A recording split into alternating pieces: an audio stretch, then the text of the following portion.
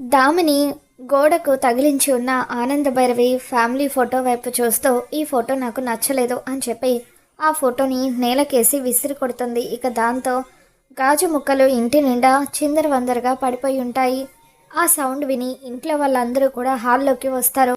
శరణ్య దామినితో ఏంటి దామిని ఏమైంది, ఎందుకు ఈ ఫోటోని ఇలా ముక్కలు చేసావని చెప్పి అంటూ ఉంటే ఈ ఫోటో నాకు నచ్చలేదు అందుకే పగలగొట్టేశానని చెప్పి దామిని అంటూ ఉంటుంది. అప్పుడే ఆనంద భైరవి కార్ దిగి ఇంట్లోకి వస్తూ ఉంటుంది. ఆనంద భైరవి లోపలికి వచ్చేసరికి నేల మీద పడిపోయిన ఫోటో పగిలిపోయి కనిపించడంతో ఆనంద భైరవి ఎంతగానో బాధపడిపోతూ ఆ ఫోటోని చేత్తో పట్టుకొని చూస్తూ ఉంటే పగిలిపోయిన గాజు ముక్కలు ఆనంద చేతికి గుచ్చుకుంటాయి. దాంతో ఆనంద వేలికి రక్తం కారుతూ ఉంటే శరణ్య పసుపు తీసుకొచ్చి ఆనంద గాయానికి రాస్తూ ఉంటుంది. ఈ ఫోటో ఎలా పగిలిపోయింది అని చెప్పి ఆనంద భైరవి అడుగుతూ ఉంటే అది పగల్లేదో పగలగొట్టబడింది అని చెప్పి అనన్య అంటూ ఉంటుంది.